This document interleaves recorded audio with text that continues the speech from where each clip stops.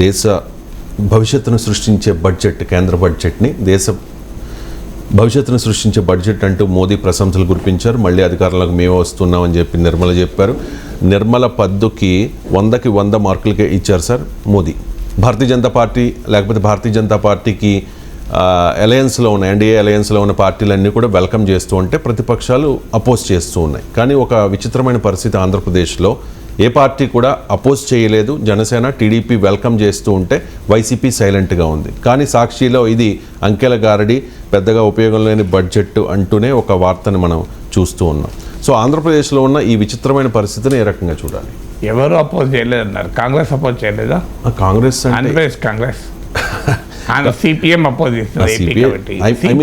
పార్టీలు చెప్తూ ఉన్నాను. ఏ పార్టీ అన్నారు? ఆంధ్రప్రదేశ్లో కేవలం వైసీపీ, టీడీపీ, జనసేన మాత్రమే లేవు కదండి ప్రధాన పార్టీలు.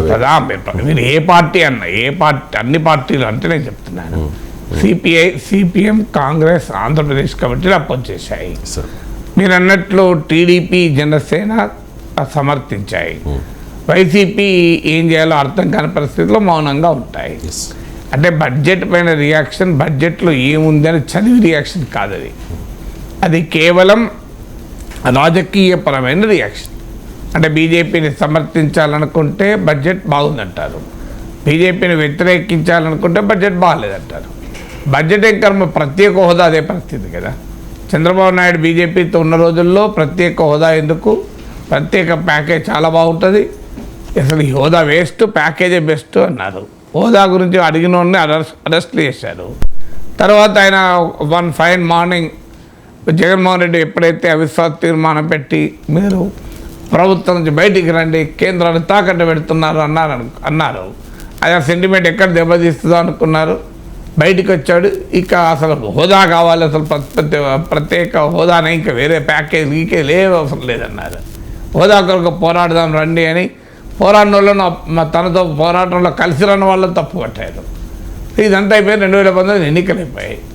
ఇద్దరు మర్చిపోయారు. జగన్మోహన్ రెడ్డి మర్చిపోయాడు, చంద్రబాబు నాయుడు మర్చిపోయాడు. ప్రత్యేక హోదా లేదు, ప్యాకేజ్ లేదు, ఏది లేదు, అంతా ప్రశాంతం కదా. సో అందువల్ల బడ్జెట్ అయినా, హోదా అయినా, ఇంకోటైనా రాజకీయ పార్టీలు the merit of the subject కన్నా కూడా తమ పొలిటికల్ స్టాండ్ అనుగుణంగానే రియాక్ట్ అవుతాయి. అంటే మీరు బీజేపీని సమర్థిస్తే ఒక రకంగా, వ్యతిరేకిస్తే మరో రకంగా ఉంటాయి. అందువల్ల బడ్జెట్ పైన రియాక్షన్స్ను బట్టి ఆంధ్రప్రదేశ్లో ఉండే పొలిటికల్ అలైన్మెంట్ ఏంటని అర్థమవుతుంది. రేపు ఉదాహరణకు బీజేపీ కనుక టీడీపీ, జనసేనతో కలవే అనుకోండి, అప్పుడు మళ్ళీ ట్రెండ్ మారిపోతుంది, ధోరణి మారుతుంది. సో మళ్ళీ వెంటనే ఆంధ్రప్రదేశ్కి అన్యాయం చేసిండ్రు అని మరి మొదలు పెడతారు. సో ఆంధ్రప్రదేశ్కి న్యాయం చేయడం, అన్యాయం చేయడం ఈ పార్టీలకు సంబంధమే లేదు. తమ పార్టీకి న్యాయం చేస్తారా, అన్యాయం చేస్తారా అన్నదే పాయింట్. మోడీ విధానాన్ని చంద్రబాబు నాయుడు ఎంత విమర్శించలే 19కి ముందు.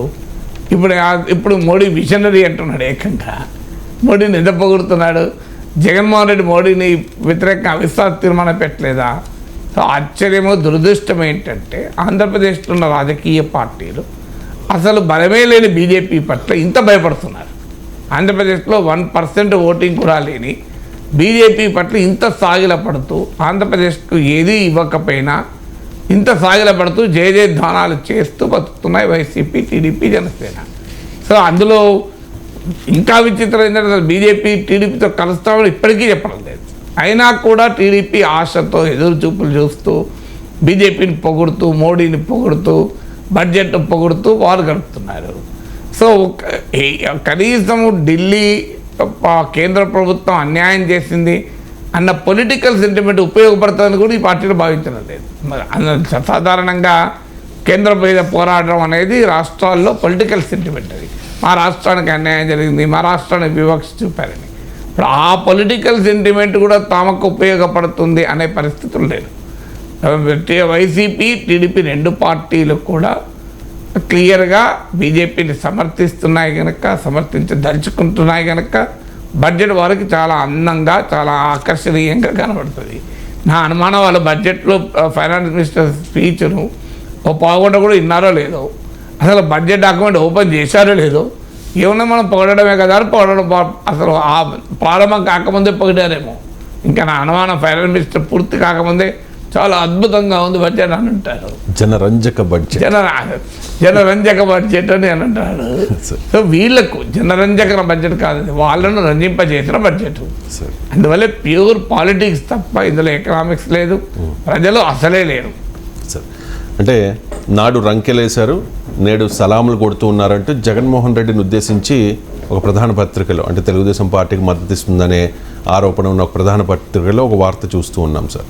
మరి జగన్మోహన్ రెడ్డి సైలెంట్గా ఉంటే మరి చంద్రబాబు నాయుడు గారు అప్పట్లో ధర్మ పోరాట దీక్షలు చేశారు, మీరు అన్నట్టుగా 2 పాచిపోయిన లడ్లు ఇచ్చారంటూ పవన్ కళ్యాణ్ కూడా ఒక సమయంలో ఎద్దేవా చేశారు మోదీని. అంటే వాళ్ళు అంటే తమ వాళ్ళు చేసే వాళ్ళను మర్చిపోతారు కదా కన్వీనియంట్గా, ఎదుటి వాళ్ళే పట్టుకుంటారు. రియాలిటీ ఏంటంటే పార్లమెంట్లో వైసీపీ టీడీపీ ఒకటే. ఈ 2 పార్టీలు ఆంధ్రప్రదేశ్కి వస్తేనే డిఫరెంట్. పార్లమెంట్ వేదికగా ఇప్పుడు ఇద్దరు సపోర్టే కదా. బడ్జెట్ ఓటింగ్ జరుగుతుంది బడ్జెట్ పైన, వైసీపీ ఏం చేస్తుంది, సపోర్ట్ చేస్తుందా వ్యతిరేకిస్తుంది చూస్తాం కదా. ఖచ్చితంగా సపోర్ట్ అదే ప్రధాన. ఇప్పుడు అప్రాప్రియేషన్ బిల్ వస్తుంది, ద్రవ్య వినిమయ బిల్లు. ఆ ద్రవ్య వినిమయ బిల్లును వ్యతిరేకిస్తారా సపోర్ట్ చేస్తారా చూస్తాం కదా. సపోర్ట్ చేస్తారు. సో ధైర్యం ఉందా అసలు? నిన్నగా మొన్న అవిశ్వాస తీర్మానంపై ఇద్దరు సపోర్ట్ చేశారు కదా. మీరు 2019 తర్వాత లిస్టు తీయండి, వివిధ అంశాలపైన వైసీపీ ఎటు ఓటు వేసింది, టీడీపీ ఓటు వేసింది. వీళ్ళు దాదాపు నాకు గుర్తున్న దాదాపు అన్నిటిపైన ఒకే రకం ఓటేశారు. 100%. మరి మాట్లాడుకునే ఈ జబ్బలు జరుచుకునే పత్రికలు, మీ టీవీ ఛానల్ ఆన్సర్ చేయాలి కదా. అయ్యే ఇద్దరు ఒకటే మాట చేస్తుంటే ఒకరు నన్ను ఇంకో అనుకుంటా. ఏ పత్రిక అయినా ఇటైనా అటైనా అంటే ఎదుటి వాళ్ళు చేస్తే తప్పు, మేం చేస్తే రైట్ అంటే ఎట్లా? దానికి ఒక ప్రాతిపదికన ఉండాలి కదా.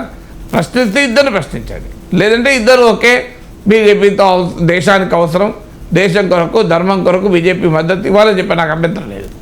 కానీ మీరు చేస్తే రైట్, ఇంకో చేస్తే రాంగ్ అంటే ఎట్లా? ఇప్పుడు నేను ఇద్దరిని ప్రశ్నిస్తున్నా, ఇద్దరు అలా రాష్ట్ర ప్రయోజనాన్ని తాకట్టు పెడుతున్నారు అని. సో ఆ మాట అనేది ధైర్యం లేదు, ఎందుకంటే మన అదే మీడియాకు పాలిటిక్స్ ఉన్న నెక్సెస్ అది. Right sir.